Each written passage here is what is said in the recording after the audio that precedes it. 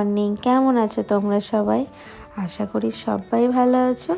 শিউলি lifestyle ব্লগের একটা নতুন ভিডিওতে তোমাদের সবাইকে জানাই অনেক স্বাগত। আশা করি আজকের ভিডিওটা প্রথম থেকে শেষ পর্যন্ত খুবই ভালো লাগবে। আর তোমরা সাথে থেকো আর পাশে থেকো। আর শীতকাল মানে সুন্দর সুন্দর গাঁদা ফুল বা নানান রকমের ফুল দিয়ে আজকে কিন্তু এই ফুল দিয়েই তোমাদের সামনে ভিডিওটা তুলে ধরলাম। তাহলে চলো তোমাদের সাথে নিয়ে ভিডিওটা শুরু করা যাক। তো এদিকে দেখো রান্নাঘর থেকেই তোমাদের সামনে চলে আসলাম আমি। তো আমাদের মতো হাউসওয়াইফ মানে রান্নাঘর থেকে শুরু হয় কম বেশি, তো আমার তো হয়ই। তো হাজবেন্ড কিন্তু বেরিয়ে গেছে আর আমি কিন্তু সকালবেলায় সমস্ত বাসি কাজগুলো সেরে নিয়েছি। আর জানোই বাড়িতে কিন্তু লোকজন থাকলে কাজের কত তালগোল পাকিয়ে যায়। তো আমারও সেই একই অবস্থা। বাড়িতে লোক থাকলে পরে সকালবেলা ঘুম থেকে উঠে কী দিয়ে কী কাজ শুরু করব, তো সেটাই মাথার মধ্যে ঘোরে।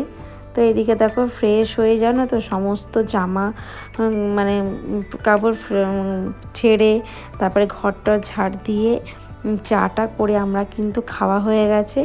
তারপরে কিন্তু রান্নাঘরে এসে দেখতেই পারলে কালো জিরে আলু দিয়ে মানে কালো জিরে ফোড়ন দিয়ে পেঁপে আলুর এই মাখা মাখা তরকারিটা করব। তো তোমাদের কার কার ভালো লাগে কালো জিরে দিয়ে এরকম তরকারি অবশ্যই কিন্তু আমাকে কমেন্ট বক্সে জানিও।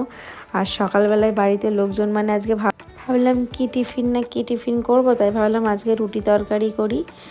তো এদিকে কিন্তু আমি রুটি তরকারি করছি আর এদিকে কিন্তু আমার বোনরা এখানে আছে, তো ওদের সাথে গল্প করছি। আর এক সমবয়সী থাকলে তোমরা জানোই যে কত গল্পগুজব হয়, বিশেষ করে বাপের বাড়ির লোকজন থাকলে, নিজের কাছের মানুষ থাকলে তো গল্পগুজব শেষ নেই। আর আমরা এক জায়গায় যদি বোনরা থাকি তাহলে তো মজার কোনো কথাই হবে না, তাই না? তো এদিকে দেখো আমি এদিকে এদিকে রুটিটা করছি, তরকারি হয়ে গেছে। আর এদিকে আমার বোনও দেখো আজকে আমাদের রান্না করে খাওয়াবে, এই জন্য ফ্রিজ থেকে পছন্দ মতো সবজিগুলো বার করছে। তার কারণ হচ্ছে ও আজকে খাওয়াবে ফুলকপি ডাঁটা দিয়ে চচ্চড়ি, সমস্ত রকম সবজি দিয়ে। আমি বিয়ের আগেও খেয়েছি কিন্তু এখন আর না ইচ্ছা লাগে না আর করতে, খাওয়া হয় না সেইভাবে। এদিকে কিন্তু ওরা দুই বোন মিলে একদম কাজে লেগে পড়েছে, বলতে পারো আমাকে অনেক হেল্প করছে। তো আমি বললাম পরে সবজি কেটে নিবি, আগে চল আমরা টিফিনটা খেয়ে নিই। তো দেখো আমার ব্যালকনিতে রোদ এসেছে আর আমরা সবাই মিলে এখানে এই যে রুটি তরকারি খাচ্ছি আর অনেক গল্পগুজব করছি। আর সত্যি কথা বলতে সবাই এক জায়গায় থাকলে গল্পগুজব যা হয়। তো তারপরে কিন্তু দুপুরে রান্না বান্না শুরু করে দেব। তো এইদিকে দেখো এই যে আমি রুটি তরকারি খাচ্ছি আর রোদ্দুরে বসে না এত পরিমাণে ভালো লাগছে বন্ধুরা, উঠতেই ইচ্ছা করছে না। তো যাই হোক, খাওয়া দাওয়ার পর এই যে এদিকে সবজিগুলো কাটা হয়ে গেছে, মাছের জন্য মশলাও করে নিয়েছি। আর এদিকে যে মাছে নুন হলুদ মাখানো হয়ে গেছে। আর আমি মাছটা করব, তার কারণ হচ্ছে এই যে আমার বোনর চচ্চড়িটা হয়ে গেছে, তো এদিকেও নামিয়ে নিচ্ছে দেখো। আর সত্যি কথা বলতে এই যে নিজে তো সারা দিনই তো নিজে রান্না করি রোজ, তো অন্য কেউ কিন্তু রান্না করে দিলে কিন্তু ভালোই লাগে খেতে, তাই না? তো আমাদের বাড়িতে এসে কিন্তু অনেক কাজ করছে আর কি, অনেক হেল্প করছে। আর কিন্তু তরকারিটা কিন্তু বন্ধুরা আমি যেহেতু পরে ভয়েস দিচ্ছি, চচ্চড়িটা খুবই সুন্দর হয়েছিল। আর এই যে পুঁটি মাছটা হাজব্যান্ড সকালবেলা এনে দিয়ে গেছে, তো ওরা কেউ খাবে না, তো আমি এই মাছ কাটতে গিয়ে না আজকে আমার 1 ঘন্টা লেগে গেছে, যার জন্য ততক্ষণও তরকারিটা হয়ে গেছে। তো এটা ওরা খাবে না, আমি ফ্রিজে রেখে দিই, কারণ আমি কাল পরশু আমি রান্না করে খেয়ে নেব। আর বলতে পারো ওরা কিন্তু আজকে আমার বাড়িতে, কারণ কালকে সকালবেলা ওরা চলে যাবে বাড়িতে, কারণ আমার হাজব্যান্ড হচ্ছে ওদের দিয়ে আসবে, যার জন্য আজকে ওদের সাথে আজকে সারাদিনটা কাটিয়ে নেব। সত্যি কথা বলতে ওদেরও খারাপ লাগছে, আমাদেরও খারাপ লাগছে।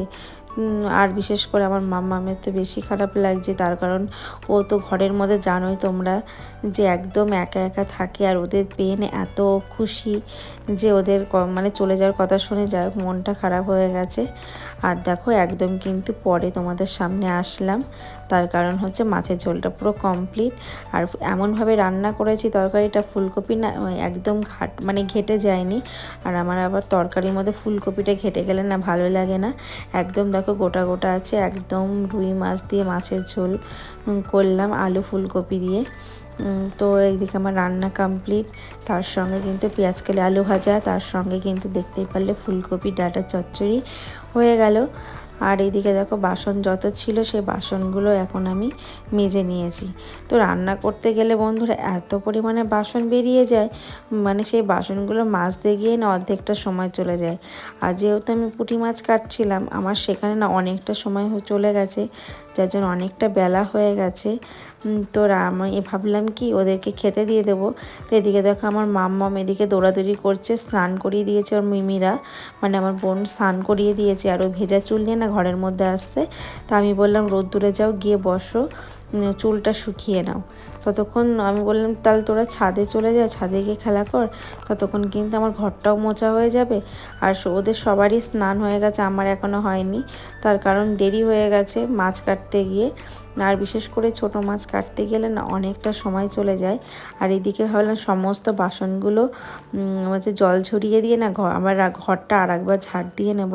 তার কারণ জানোই বাড়িতে লোকজন থাকলে ঘর দোর কতটা পরিষ্কার করতে হয়, মানে ধুলো হয়ে যায় তাড়াতাড়ি আর নোংরা হয়ে যায়। তো সত্যি কথা বলতে এই যে ওরা কদিন ধরে ছিল না, ভীষণ আনন্দ, হাসি ঠাট্টা, মানে অনেক নিজেকে ভালো লাগছিল।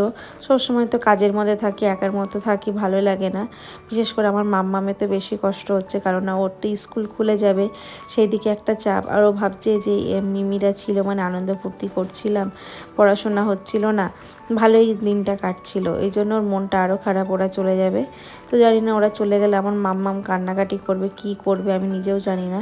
এক সপ্তাহ ধরে মানে ওদের সঙ্গে থেকেও, তার মধ্যে মানে আমার বাপের বাড়িতে যাওয়া থেকে ওদের সঙ্গে আবার এসছে ওর সঙ্গে, মানে বলতে পারো অনেকটা দিন ওদের সঙ্গে কাটিয়ে দিয়েছে। তারপরে দেখো আমি স্নান করে নিয়েছি, ভাতটাও নামিয়ে নিয়েছি, যেহেতু ওরা গরম গরম ভাত খায়। তো এদিকে ভাতটা করার পরে না তারপরে দেখো ওতেই আবার একটু ভাত করেছিলাম, তার কারণ হাজব্যান্ড চলে আসবে, এসে খাবে, তাই ভাবলাম ভাতটা ঠান্ডা ঠান্ডা খাবে, তাই দুটো ভাত বসিয়ে দিয়েছি যাতে এসে গরম গরম খেতে পারে। তোমাদের তো বললামই সকালবেলা হাজব্যান্ড শুধু চা খেয়ে বেরিয়ে গেছে, যেহেতু আজকে হাফবেলা ডিউটি। তো এদিকে ওদের খাওয়া হয়ে গেছে, ওদের সবাইকে খেতে দিয়ে না এখন আমি এই যে খেতে বসে যাব, যেহেতু হাজব্যান্ডের আসতে দেরি হয়ে যাবে। আর আমি কিন্তু স্নান করে পুজোটা দিয়ে নিয়েছি, সেই ভিডিওটা তোমাদের সামনে দেখাইনি। আসল কথা কী জানো তো, বাড়িতে লোকজন থাকলে না বিশেষ করে বেশি ভিডিও শ্যুট করা যায় না, মানে ওদের দিকে একটু ব্যস্ত হতে হয়। তারপরে দেখো বন্ধুরা খাওয়া দাওয়ার পর বিকালবেলা যে জামা কাপড় কেচেছিলাম সেইগুলো যে ছাদে এসেছি তুলতে, ওরা ঘরে আছে। তো ঘরে ওরা নিচের ঘরে গেছে টিভি দেখছে, আর আমি ছাদে এসে সমস্ত জামা কাপড়গুলো তুলে নিচ্ছি। গিয়ে না জামা কাপড়গুলো যেগুলো ভেজা সেগুলো মেলে দিলাম। এখন ঘরটাও ঝাড় দিয়ে নেব, কারণ সন্ধ্যা লেগে যাবে। আর একটুও বসিনি, কারণ হাজব্যান্ড এসছে, ওকে ওই ঘরে খেতে দিয়ে ছাদে গেছিলাম। এদিকে ওর খাওয়া দাওয়া হয়ে গেছে। আর সত্যি কথা বলতে ঘরের বউদের বসে থাকার কোনো মানে চান্সই নেই। যখনই ভাবি একটু বসতে যাব তখনই কিন্তু দুনিয়ার কাজগুলো ঘাড়ে চেপে যায়। তো আমাদের হাউসওয়াইফদের তো কাজের কোনো শেষ নেই, বসে যে বিশ্রাম করবো সেই সময়টুকুও নেই। তারপরে কিন্তু আবার সন্ধ্যা লেগে যায়, সন্ধ্যার পরে তো সবার ঘরে ঘর ঝাড় দেওয়া, জামা কাপড় তোলা, গোছানো, সন্ধ্যা দেওয়া সব কিছু তো থাকেই। আর বাচ্চা কাচ্চা থাকলে তাদের খাওয়ানো, পড়তে বসানো। তা বলে আমাদের মতো হাউসওয়াইফদের কি আর বসে থাকার কাজ আছে? আমরা কিন্তু সবথেকে বলতে পারো বড় কাজ করি, যেটা মানে সরকারি ছুটি আছে, তো আমাদের কোনো ছুটি নেই। তো যাই হোক বন্ধুরা, ঘরটা পুরো ঝাড় দিয়ে নিয়েছি, নিচের ঘরও ঝাড় দিয়ে এসেছি। এখন সন্ধ্যাটা দিয়ে দেবো, দিয়ে তারপরে দেখা যাক সন্ধ্যাবেলায় চাটা কি করা যায়। তো এই যে আমি জামা টামা ছেড়ে হাত মুখ ধুয়ে চলে আসলাম ঠাকুর ঘরে, এসে সন্ধ্যাটা দিয়ে নিচ্ছে। আর এখন যেহেতু শীতকাল পড়ে গেছে, যার জন্য গোপুসোনাকে কিন্তু সন্ধ্যার পরে শুয়ে দিই, কারণ ঠান্ডা পড়ে যায়। আর গরমকালের সময় যখন গরম থাকে তখন কিন্তু অনেক রাতে ঘুম পাড়িয়ে দিই। তো এখন বেচারা বসে থাকবে ঠান্ডার মধ্যে। তারপরে দেখো সন্ধ্যা দিয়ে চলে আসলাম। এদিকে হাজব্যান্ড দেখো চপ নিয়ে এসেছে, তো এত পরিমাণে চপ নিয়ে এসেছে বন্ধুরা যে আমরা সবাই মিলে খেয়েও শেষ করতে পারবো না। এই জন্য আমি একটু রাগারাগি করছিলাম, মানে 4-5 রকমের চপ নিয়ে এসছে।